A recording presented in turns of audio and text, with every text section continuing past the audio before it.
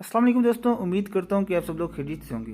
दोस्तों, आज की इस वीडियो को एंड तक देखिएगा और इस चैनल को सब्सक्राइब कर दें और साथ में बेल आइकन को भी दबा दीजिए ताकि हमारे आने वाली हर वीडियो को नोटिफिकेशन आपको मिल सके। और हमारे सोशल मीडिया के लिंक्स डिस्क्रिप्शन में मौजूद हैं, उन पर जाएँ, हमें फॉलो करें उस पर। तो आज की वीडियो को शुरू करते हैं। रसूलुल्लाह सल्लल्लाहु अलैहि वसल्लम के चचा अबू तालिब बिन अब्दुल मुत्तलिब ने जब मुल्क शाम की तरफ तिजारती काफिले के साथ निकलना चाहा और काफिले के कूच का वक्त आन पहुंचा तो रसूल अकरम सल्लल्लाहु अलैहि वसल्लम अपने छोटे कदमों पर चलते हुए आए और अर्ज किया, चचा जान, मैं भी इस तिजारती काफिले में आपके साथ चलना चाहता हूँ। मैं आपके बगैर अकेले नहीं रह सकता, आपकी याद मुझे सताएगी। और फिर अबू तालिब की ऊँटनी की नुकील पकड़कर अपनी प्यार भरी आवाज़ में कहने लगे, चचा जान, आखिर आप मुझे किसके हवाले करके सफ़र पर जा रहे हैं? मेरे अबू जान भी मेरी देखभाल के लिए इस दुनिया में नहीं रहे और ना ही मेरी अम्मी जान।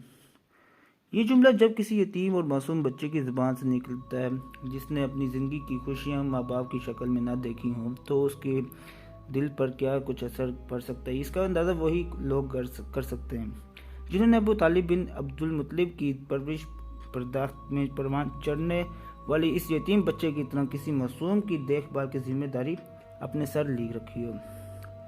नुखी ज़बान से निकलने वाले जुमले से चचा का दिल एकदम पसीज सा गया और फौरन भतीजे की दिलजोई के लिए गोया हुए कि वल्लाही मैं अपने भतीजे को अपने साथ लेकर जाऊंगा, ये मुझसे जुदा नहीं हो सकता और ना ही मैं इससे कभी अलहदा होऊंगा। चुनंचा अबू तालिब ने भतीजे को साथ लिया और काफिले के साथ मुल्क शाम की तरफ रवाना हो गए। तवील सफ़र तय करके सरजमीन शाम के मकाम बुसरा में पहुंचे और काफिले के साथ वहीं पड़ाव डाला। वहाँ के गिरजाघर में एक पादरी रहा करता था जिसका नाम बहीरा था।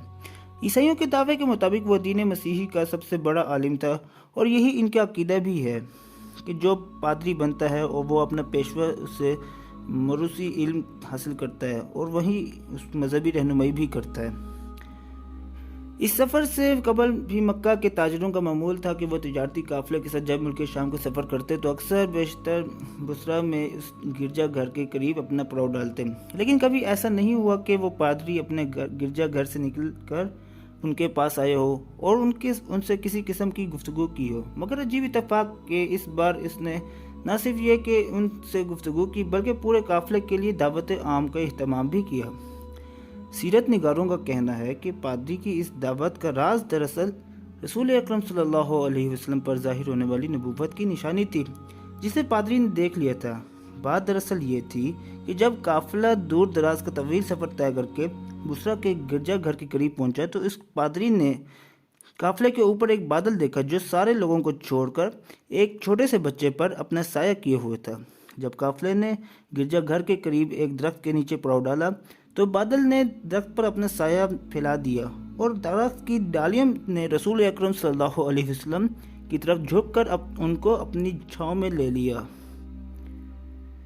ये सारा मंजर पादरी अपने गिरजा घर से देख रहा था। वो फौरन गिरजा घर से निकलकर बाहर आया और काफिले वालों के लिए एक बड़ी दावत का इंतज़ाम किया। तो काफिले वालों के पास ये कहकर दावत भेजी, ए काफिला कुरैश, मैंने तुम्हारे लिए दावत ताम का एहतमाम किया है।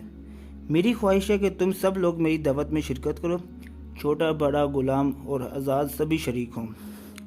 काफिले वालों में एक शख्स ने कहा, अल्लाह की कसम ए बहीरा, आज तूने खिलाफ मामूल काम किया है।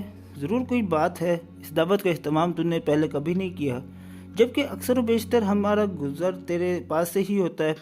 फिर आखिर आज क्या बात है? बहीरा ने इसके जवाब में कहा, तो सच कहता है, बात वही है जो तू कहता है, लेकिन तुम मेरे मेहमान हो।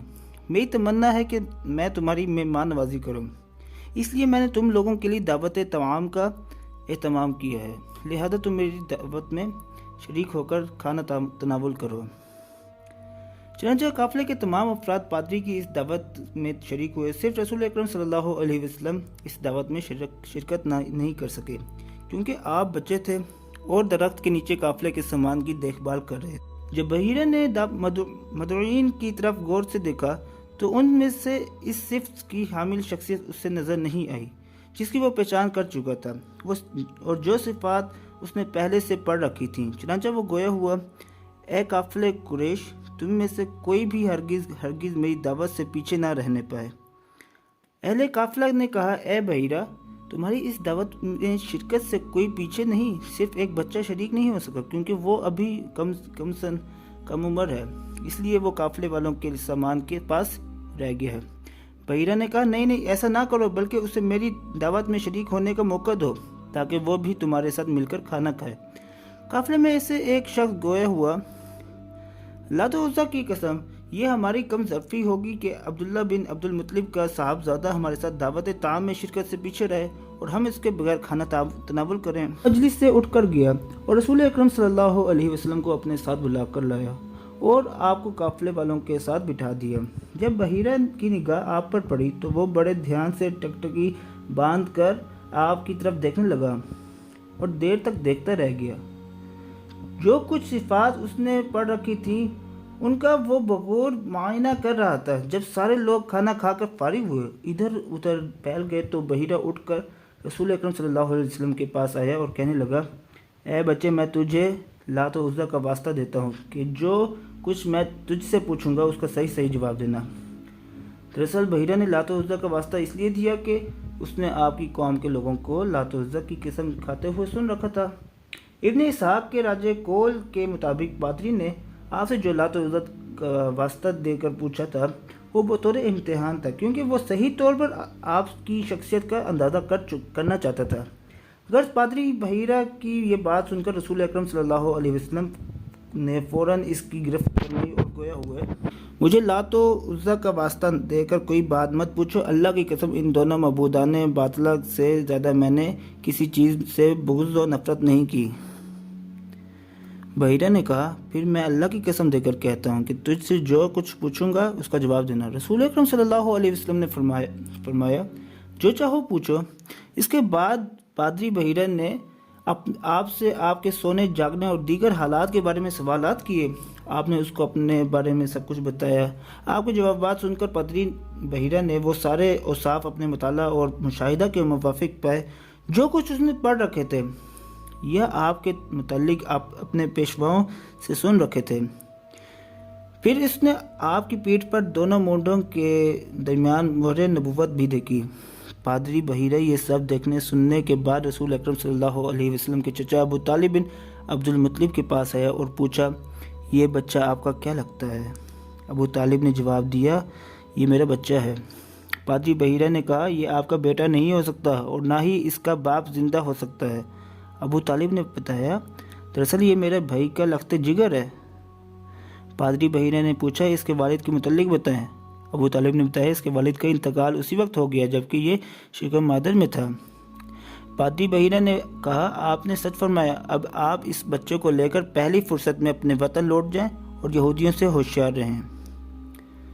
اللہ کی قسم اگر یہود اس بچے کو دیکھیں گے اور جو کچھ میں نے نبوت کی نشانیاں اس میں دیکھی ہیں وہ بھی دیکھ لیں گے تو اس کے ساتھ ناروا سلوک کریں گے اور ظلم ڈھائیں گے، کیونکہ مستقبل میں آپ کے اس بچے کی ایک عظیم شان ہونے والی ہے، اس لیے آپ جلدی سے اسے اس کے وطن لے کر چلے جائیں۔ ابو طالب نے جب بحیرہ راہب کی یہ بات سنی تو ملک شام میں اپنے تجارتی کاروبار سے فراغت پاتے ہی اس نے فوراً اپنے وطن کو روانہ ہو گئے اور رسول اکرم صلی اللہ علیہ وسلم کو لے کر مکہ مکرمہ پہنچ گئے۔ رسول اکرم صلی اللہ علیہ وسلم کی عمر اس وقت قریباً 12 سال تھی۔